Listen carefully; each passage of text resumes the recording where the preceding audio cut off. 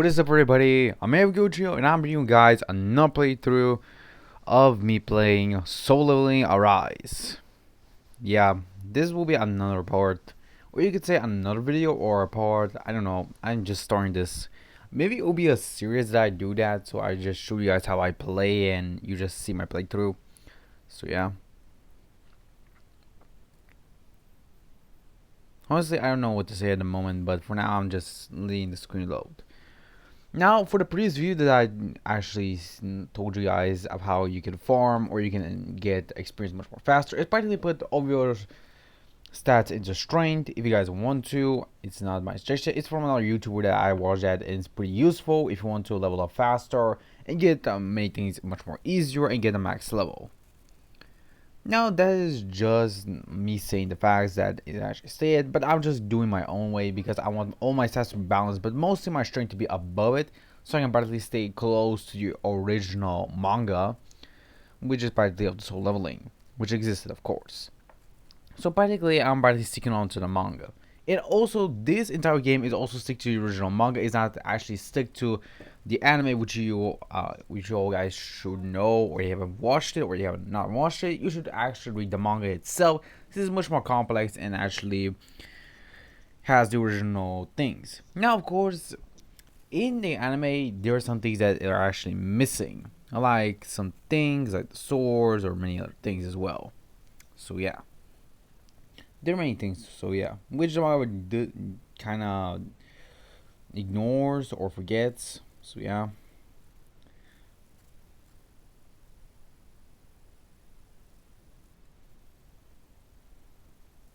Also, here's the mining team's info if you guys are wondering.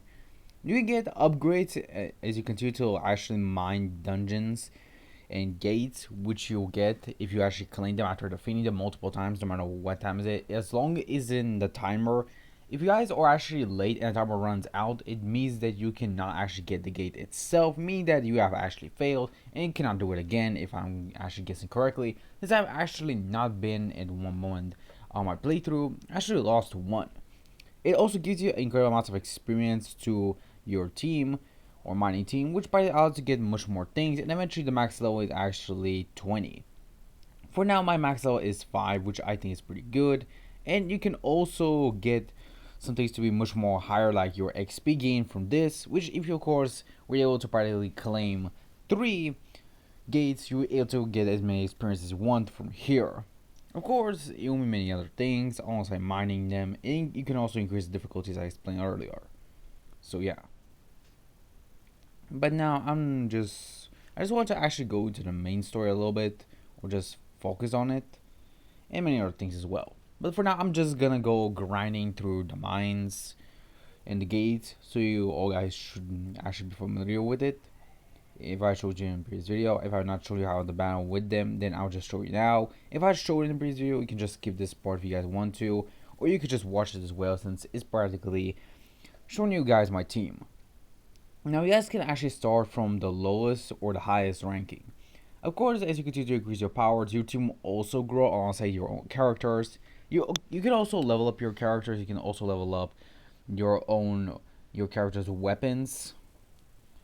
Which, if you guys are wondering, this is the limit break. You have to practically have those element cubes, which practically allows you to practically level up the maximum of your weapon or your NPC's weapon, which of course is pretty good. You also have to have a design, which you can probably get from different sources. From here, you can get from mana exchanging, or for weapon materials exchange too. Either way, it does work. It's pretty useful. Also, to get this medal you guys are seeing, you must practically salvage your weapons. If you guys think that some of your weapons are useless or are not good enough, or you don't have time to practically look through them, you can just practically salvage them if you don't think they're pretty useful, or if your team is fully fledged of it. Of course, you can also get into the mana stones and many other things, which you can get if through mining the gates, which is pretty useful and pretty respectable as well. You can get many things, of course, but there are also things you can buy with real money.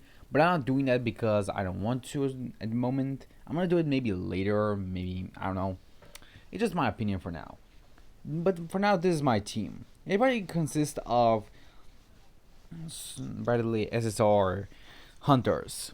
If you guys are wondering, there are normal hunters and of course rare hunters. Well, of course, Sanju actually being an SSR hunter. So yeah, there are many other things you must know about Sanju himself, which of course he practically has the highest power of your team through many others. Even if you level up your hunters to different levels, only Sanju will be at the top and the highest. You can also level them up and their level will be the maximum that you have reached with Sanju himself. So you have to remember that and also keep that in your mind. There also is this menu which shows you some things you might have forgotten while playing through this game, or if you have not actually forgotten about it. So yeah. Now let's get into this grinding, I guess. Now you can also play it into auto, where practically allowing the AI to work itself, but of course you can probably do it yourself as well if you want to. Of course the AI will sometimes block you or practically not let you do what you want, which is kind of annoying, but it does get pretty used to it. You get pretty used to it from time to time, and it's pretty easy to get used to it. It's not like it's really easy, but it's pretty, you could say, manageable. So yeah, it's pretty easy to practically manage this, and to get used to it is pretty useful. Of course, it does waste some of your better skills which you can use with these weapons, but it's not that big of a deal because if you have a level of your characters incredibly high and the boss is really weak and comparable, you'll most likely not do that much of a difference. Now, of course, if you level up your bosses to be much more high ranking than your own hunters, it will be pretty difficult for you to defeat the boss, since the boss help will most likely will take much more time to practically destroy or tank, or you may lose your hunters by them being defeated, and many other things as well too. You can also get many other skills by practically mining or getting mana skills, or stone skills, or mana stones, which practically contain skills which you can get obtained as well.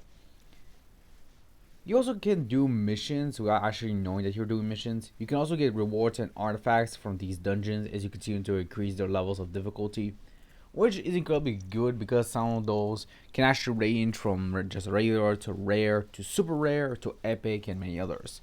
But mostly importantly, the epics are kind of in the highest statue, but mostly is because of their level when they start as. The epic mostly start at 30. The super rares kind of start at 25, but there are also much more higher levels to the super rares, which you can start at 75, which I have not actually achieved just yet, but I may be close in the future, maybe. So, yeah.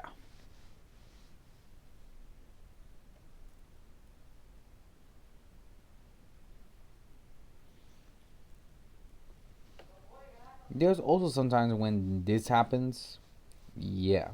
Sometimes the game just glitches, it does not actually allow you to probably do that. I'm sometimes confused on why it actually does this. It's not my fault, it's just the game sometimes does it. I don't know why. If I have to re-enter it, it's just gonna be a pity. Also, if you guys are wondering, no, actually, if you re-enter it, you do not lose anything you have done. It's actually saved, and you can also make sure that everything is saved and nothing is actually missing. So yeah.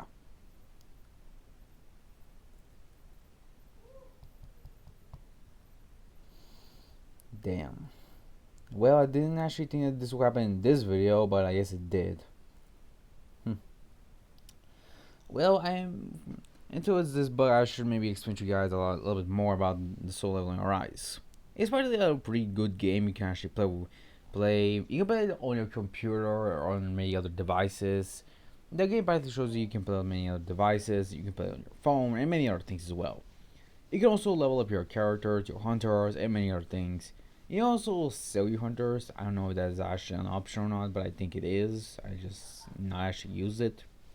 You can practically also purchase cards, which you can practically buy hunters or weapons, which is just a random draw which you can do. You can also get quest events, which you can practically do from time to time, doing them, and then of course when you complete them, you get rewards and many other things. Mostly is occurred to money, but mostly is because from diamonds, gold, or many other things. Now the game is practically based on of your choice of how you want to play it and how you want to do it. It's your choice if you want to continue to play as you want, or if you want to actually follow the manga and or create your own story through it. You can practically choose what stats you want to increase more, which you think is much more better for you or for your opponent. So yeah. Well, with this explanation, I guess I should leave you guys for now until I kind of fix this. It's kind of a bug that occurs sometimes, but it's easy to deal with. So yeah. Well, I'll see you guys in the next part. See you guys for now. I'm Gogito. Sayonara, my friends.